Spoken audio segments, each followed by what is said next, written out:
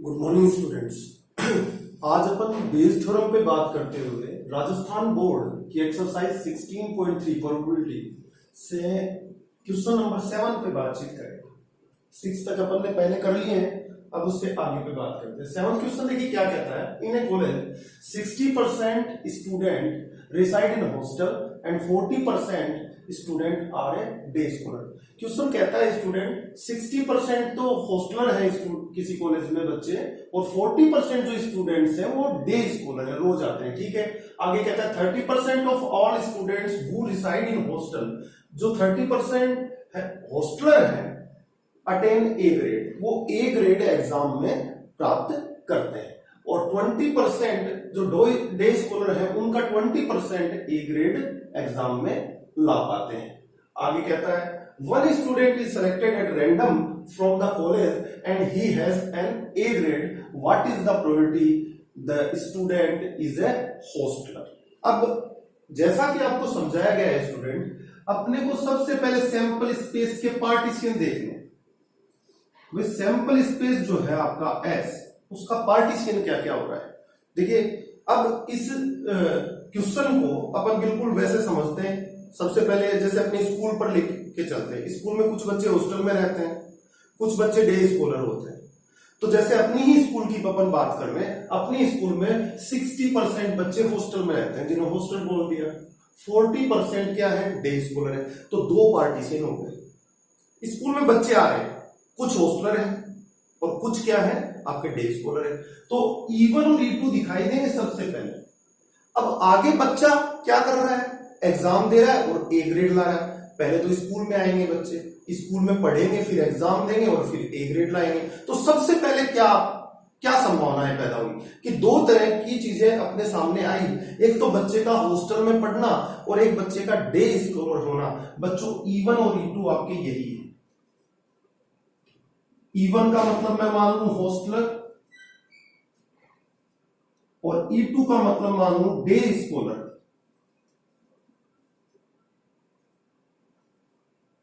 ये day scholar हो गए। इसके अंदर एक इवेंट ए अकर हो रहा है। इवेंट ए क्या है, स्टूडेंट ए ग्रेड प्राप्त करता है। स्टूडेंट ए ग्रेड प्राप्त करना, स्टूडेंट का ए ग्रेड प्राप्त करना क्या मान लिया अपन ने, ए। अब ए ग्रेड कोई स्टूडेंट प्राप्त करता है, वो हॉस्टल का भी हो सकता है और डे स्कॉलर भी हो सकता है। यानी बच्चे का ए ग्रेड प्राप्त करना E1 और E2 के रेस्पेक्ट में आगे जाकर घटित हो रहा है।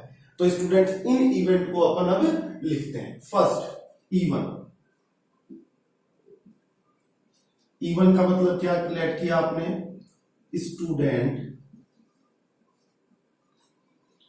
Is a hosteller. अपना फर्स्ट पार्टीशन हो गया।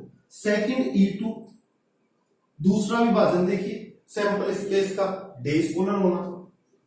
Student is A day scholar. ये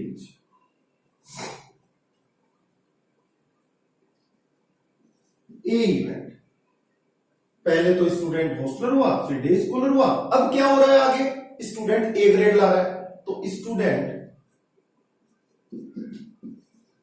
जो बच्चे को चुना है उनमें से किसी को, वो क्या कर रहा है, स्टूडेंट हैज ए ग्रेड।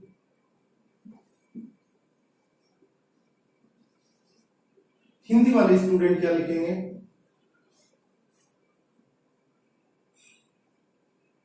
विद्यार्थी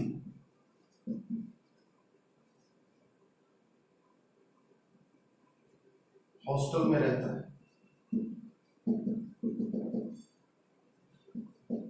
छात्रावास बोल दीजिए, छात्रावास में रहता है। इसका मतलब E2 का मतलब विद्यार्थी छात्रावास में नहीं रहता है। ऑप्शन क्या है, छात्रावास में नहीं रहता मतलब रोज घर से आता है।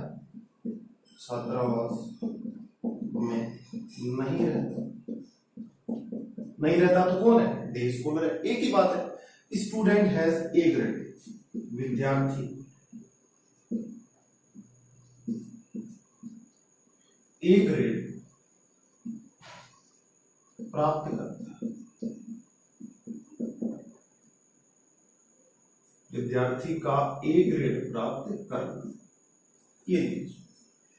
अब अपने को प्रोबेबिलिटी किसकी देनी है? देखिए लास्ट में probability, what is the probability the student is A hosteller. अब आपको होस्टलर इवन का प्रोबेबिलिटी पूछ रहा है बेल थ्योरम में। देखो अगर ये टोटल प्रोबेबिलिटी थ्योरम का क्वेश्चन होता तो मैं वो भी बताता हूं कैसे पूछा जाता।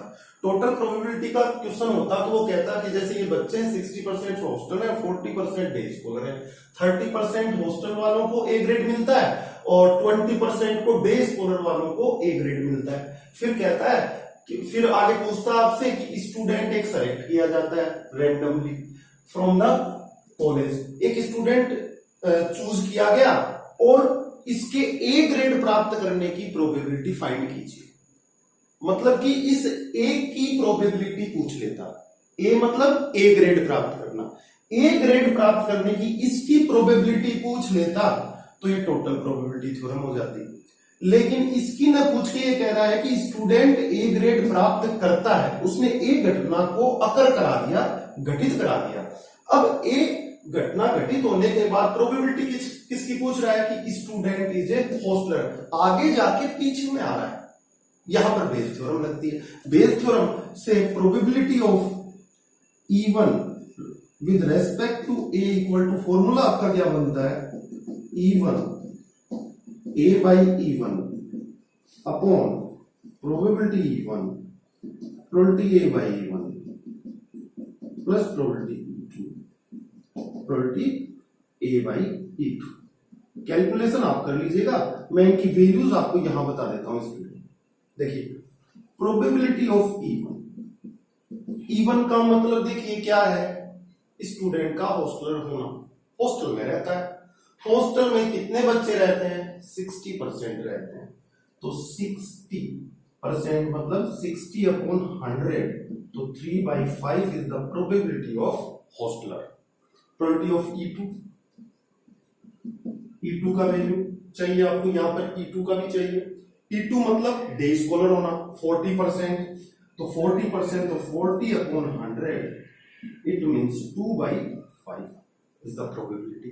देखिएगा E1 E2 से सैंपल स्पेस बनता है, दोनों दो ही विभाजन हुए तो दोनों की प्रोबेबिलिटी का सम सैंपल स्पेस की प्रोबेबिलिटी 1 के इक्वल होना चाहिए।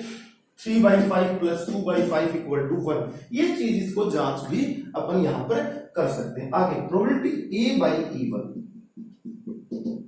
ए बाई इवन, ए का मतलब सोचो स्टूडेंट ए ग्रेड प्राप्त करता है, इवन नीचे वाला, इवन का मतलब वो हॉस्टल में रहता है, तो मतलब क्या हुआ, किसकी प्रोबेबिलिटी पूछ रहा है, स्टूडेंट का ए ग्रेड लाना जो कि हॉस्टल में रहते हैं। इसका पूरे का मतलब क्या हुआ, देखो ए बाई इवन, ए की प्रोबेबिलिटी देनी है, इवन आपका घटित हो गया है, ए का मतलब ए ग्रेड लाना, इवन का मतलब हॉस्टल में रहना, प्रोबेबिलिटी क्या बनी, उन स्टूडेंट्स की प्रोबेबिलिटी बताइए। इसका मतलब ये है उन स्टूडेंट्स की प्रोबेबिलिटी बताइए जो कि ए ग्रेड लाते हैं लेकिन हॉस्टल में रहते हैं।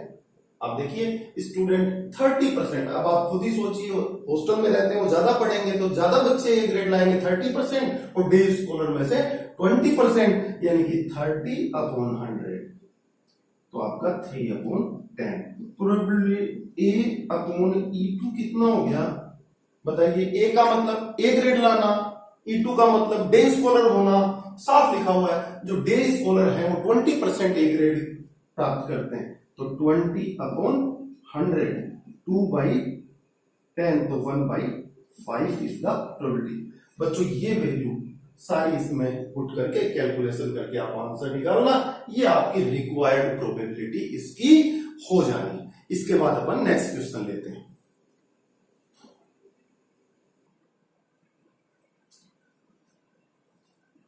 एक क्वेश्चन अगला देखिए, बेस थ्योरम पे ये क्वेश्चन है, उसी एक्सरसाइज का है, क्वेश्चन नंबर 8। क्या कहता है, an insurance company ensured 2000 scooter drivers, 4000 car drivers and 6000 truck drivers. The probability of accident are 0.01 0.03 and 0.15 respectively. One of the insured person meets with an accident. What is the probability that he is scooter driver? देखिए student, वही question में सबसे पहले अपने को कहा जाना चाहिए, सबसे पहले सैंपल स्पेस के पार्टीशन के बारे में विचार करना चाहिए कि क्या है। अब आप खुद इस एक्सपेरिमेंट के बारे में सोचिए।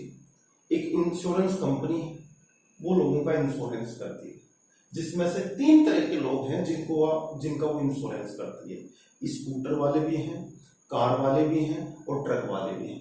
यहाँ 3 पार्टीशन सबसे पहले दिखाई दे रहे हैं कि जो कुछ तो उसमें कार ड्राइवर होंगे, कुछ स्कूटर ड्राइवर होंगे और कुछ आपके ट्रक ड्राइवर होंगे।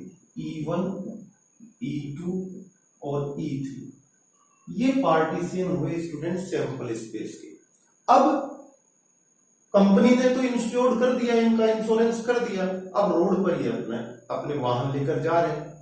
अब थोड़े दिनों बाद एक पर्सन उनको मिलता है जिसका एक्सीडेंट हो चुका होता है। कह रहा है कि one of the insured person, जिनका इंश्योरेंस किया है, उन्हीं में से कोई व्यक्ति मिलता है जो किसके साथ मिलता है, एक्सीडेंट के साथ मिलता है। मतलब कोई व्यक्ति ऐसा मिला जिसका एक्सीडेंट हो गया, तो ये व्यक्ति का एक्सीडेंट होना घटना घटित होगी।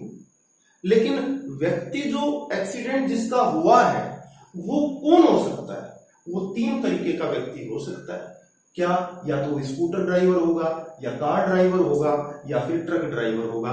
तो इन तीनों केसेस में व्यक्ति का एक्सीडेंट हुआ होगा आगे जाकर। इसको मैं कहूंगा इवेंट ए। अब अगर ये टोटल प्रोबेबिलिटी थ्योरम का क्वेश्चन बनाना चाहता हो तो कहता कि one of the insured person meets with and find the with an accident and find the probability of the accident of the person।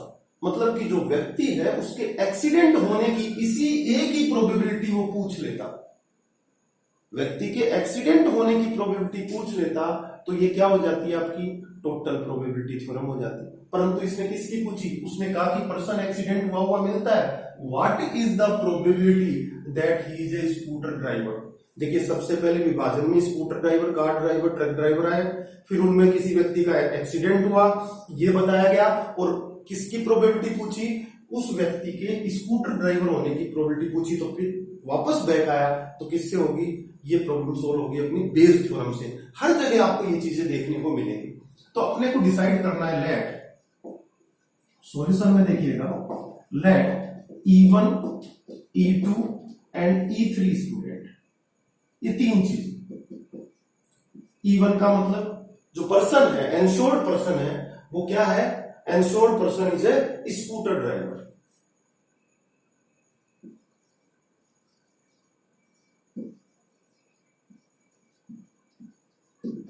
Is a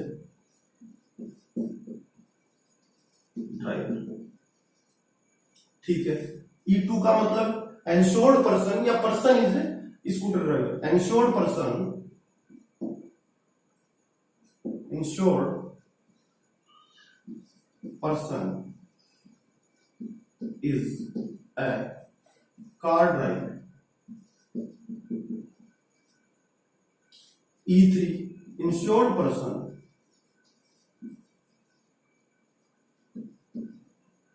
is a truck driver. Hindi वाले लिख देंगे व्यक्ति का स्कूटर ड्राइवर होना, व्यक्ति का car driver होना या व्यक्ति का ट्रक ड्राइवर होना। ये 3 चीजें हिंदी मीडियम वाले भी लिख देंगे, व्यक्ति का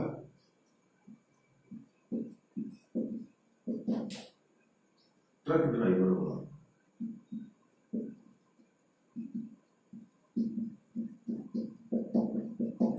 ये आपकी E3, E2 में व्यक्ति का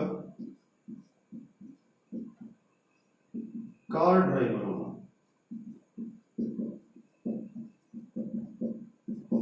और इसमें लिख देंगे व्यक्ति का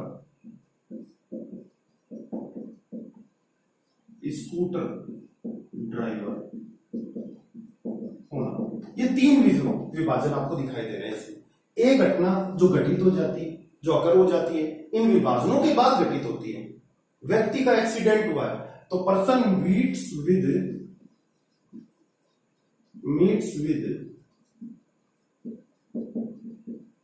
एन एक्सीडेंट।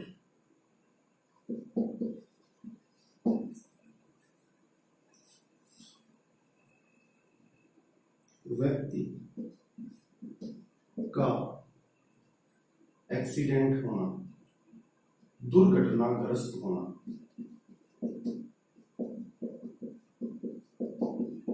ये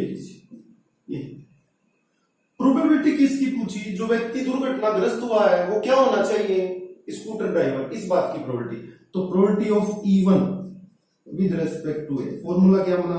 probability of E1 into probability of A by E1। नीचे सारे विभाजनों का sum, probability of E1 probability A by E1 plus दूसरा विभाजन E2, इसके रेस्पेक्ट में A का प्रोबेबिलिटी, आगे E3 और इसके रेस्पेक्ट में भी ये लीजिए, यहां पर अपन निकाल देते हैं इसका।